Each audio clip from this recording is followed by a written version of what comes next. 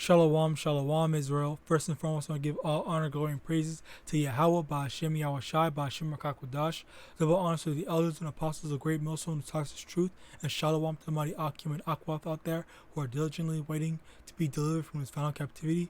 And today's topic is going to be entitled, Preach the Word with Truth and Sincerity, okay? So, first precept to actually get into it properly is Matthew chapter 24, verse 14. And this gospel of the kingdom shall be preached in all the world for a witness unto all nations, and then shall the end come. Okay, so the word needs to be preached to the whole world. The whole world needs to know who the real Israelites are. The real Israelites are the blacks, the so-called blacks, so-called Hispanics, and so-called Native Americans. Okay, so after everyone knows that, that's when the end is gonna come. But for us, we need to, as we are learning, it's not enough that we just say, "Oh, I know I'm a Hebrew Israelite and whatnot." If you're a so-called Black, Hispanic, or Native American, but you have to actually apply the knowledge that's in these scriptures into your daily life and actually repent and come back into following the laws, statutes, commandments, and just following the word of the Most High, Yahawah, all right? And learning the name of the Most High, because you can't just not know the name, all right? I believe it was Acts.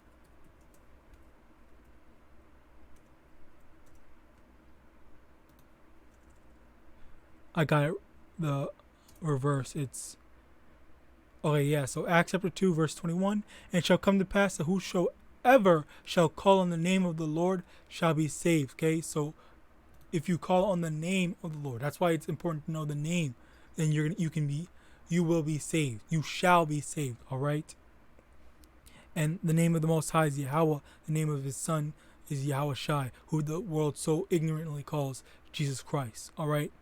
So get that name out of your, get that name Jesus out of your mind. It's YAHAWAH, okay? Yahawah and is what Wah means. YAHAWASHI. All right.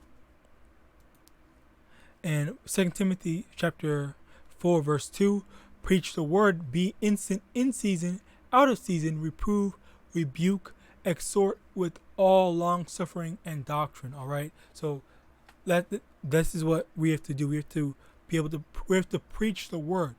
And one of the things that we need to do before we're able to preach the word is actually learn the word ourselves, build ourselves up spiritually, build ourselves up in the knowledge, be able to know and answer all questions a new person might have. Okay, and I actually did a lesson on it called levels Slacky. I don't know why I'm getting those two words mixed up. Levels of knowledge in this truth. Okay, so there's the newborns that need the milk, and then there's the spiritual adults that need the meat. Okay, that need to be fed the meat. Okay, the milk is just the baseline foundation thing like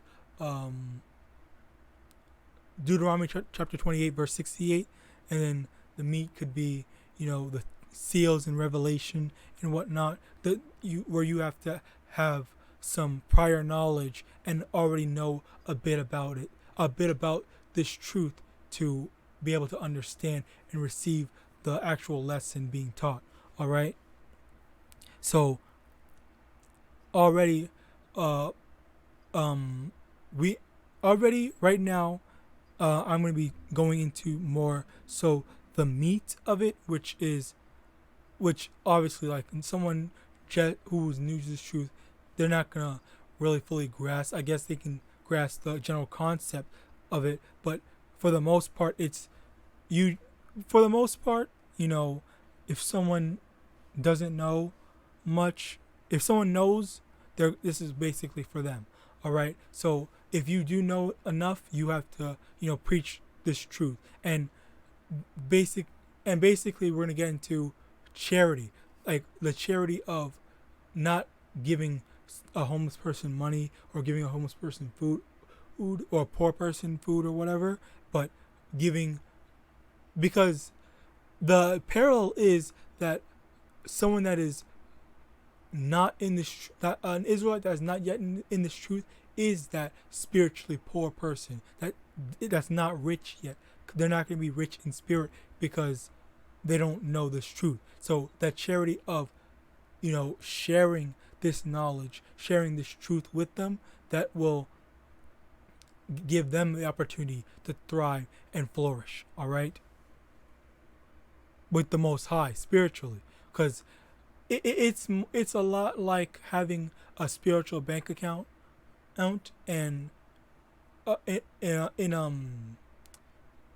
in contrast to a physical bank account where it's, while obviously it's what's the word, it's your physical bank account diminishes and it can be stolen from, and you can have your money stolen from or whatever by any means that's necessary. Not even like a literal bank account, but like a storehouse of money that can be broken into. But for a spiritual bank account or a spiritual storehouse with your spiritual money, that's not that's built up and it's not taken away from you, because anything spiritual that's only for you, and the Most High will allow you through the Spirit to build it up, and then you'll get all your rewards in the kingdom. All right. So, moving on to 1 Corinthians chapter 8, verse 1. Now as touching things offered unto idols, we know that we all have knowledge. Knowledge puffeth up, but charity edifieth. Okay, and like I was saying, the charity of this truth. Charity is what edifies. Charity is what brings the lost Israelites, the lost sheep, into this truth. Okay, that's where we come in, where we have to be the one giving out that charity, which is giving out the word. All right, that's the charity that we have to bring out. And how we do that, okay, I'm going to get into that in this First Peter chapter 5 verse 2. Feed the flock of YAHAWAH which is among you. Feed the flock, that's feed the lost sheep, feed the sheep. Taking the oversight thereof, not by constraint, but willingly, not for filthy lucre, but of a ready mind. Okay, so this is a very important thing. You can't constrain, you can't force someone to take this word. I'm not saying don't try your best to get to have a lost sheep get this word. I want you to try your best, yes, but you can't force it on them. All right, if they don't want to take it, then that's just the will of the Most High, that He didn't want them to get it. Okay, that person is going to be saved for destruction.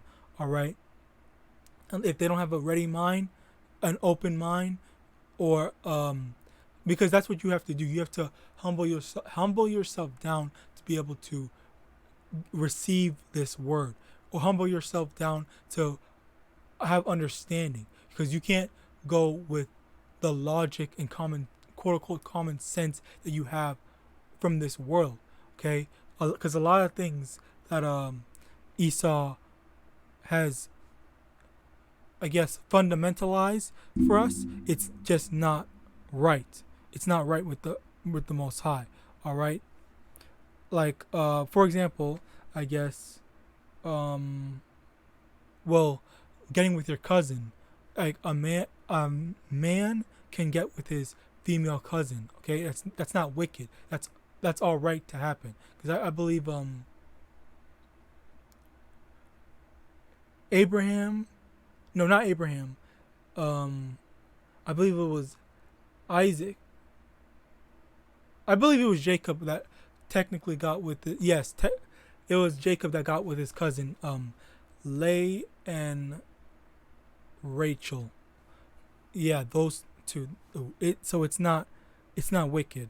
And another thing, polygyny, Slakia, polygyny, not polygamy, polygyny. That's also not wrong. But Esau said makes it illegal.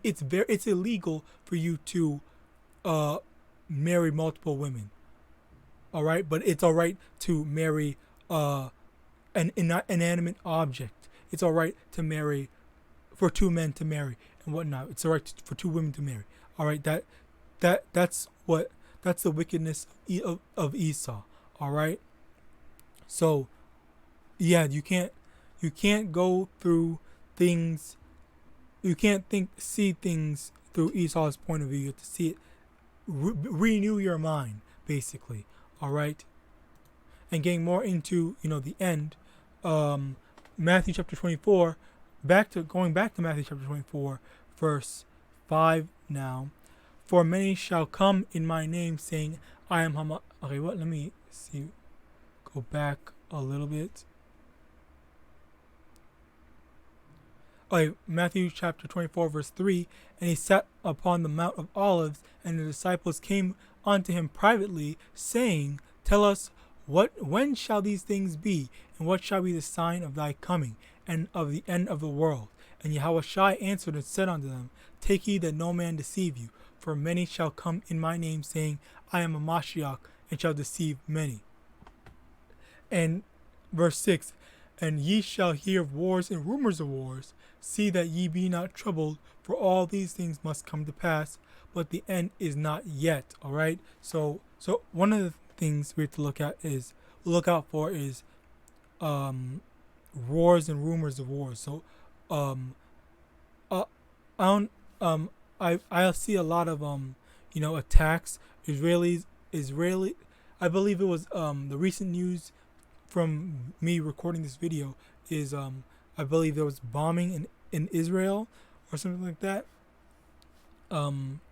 But that's another thing that we have to do. We have to look at the times, keep an eye out on the times, look at all the signs that's going on for us to further get ready. We can't just be in the world enjoying ourselves, enjoying our temporary carnal pleasures. We have to be, diligently studying this word, and preparing for the return of YAHAWASHI. All right, that's what we have to be on the lookout for.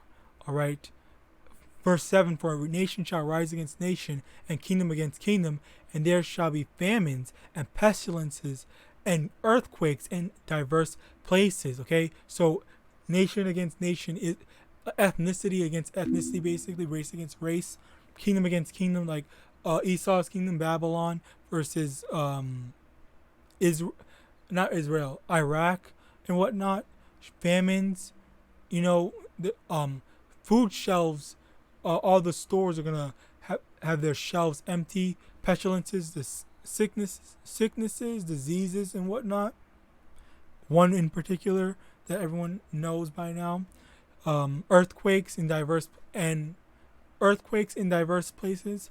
Babylon is a very diverse place. Verse 8, all these are the beginning of sorrows. All right, that's the beginning of Esau's sorrows, and the beginning, not for the beginning of sorrows for the world, but the beginning of the end of Esau's reign, Esau's kingdom for us, which is a beginning of our deliverance. All right.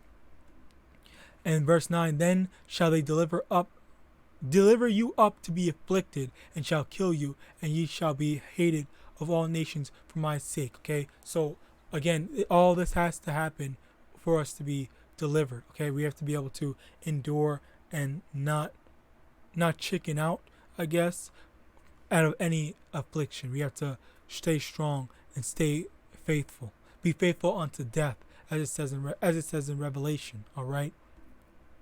And well, that's basically it for that for the most part. And well, another verse is verse 13, but he that shall endure unto the end, the same shall be saved. Okay, so don't give up, don't chicken out, don't don't want to go for Esau's temporary fix for anything. All right. And the last precept I want to get into is 1 Thessalonians chapter 5 verse 2. For yourselves know perfectly that the day of the For yourselves know perfectly that the day of the Lord so cometh as a thief in the night. Okay, so the meaning of this is basically we don't know when Yahawashi is going to return. The thief in the night, you never know when a thief is going to come to rob your house, because it's not he doesn't telegraph it or anything like that. It's just it's literally simple as whenever they decide to come break into your house, that's when they're gonna come break into your house, and you have to always be ready for that. Okay, but the only thing that we can do to prepare for that is keep an eye out on the times, keep an eye out on the signs for when it is time for us to be delivered. All right. And with that, I hope this lesson was edifying. I want to give all honor, glory, and praises to Yahawah, Ba'ashem, Yahawashi, Ba'ashem, Kakwadash. And with that, I want to say Shalom.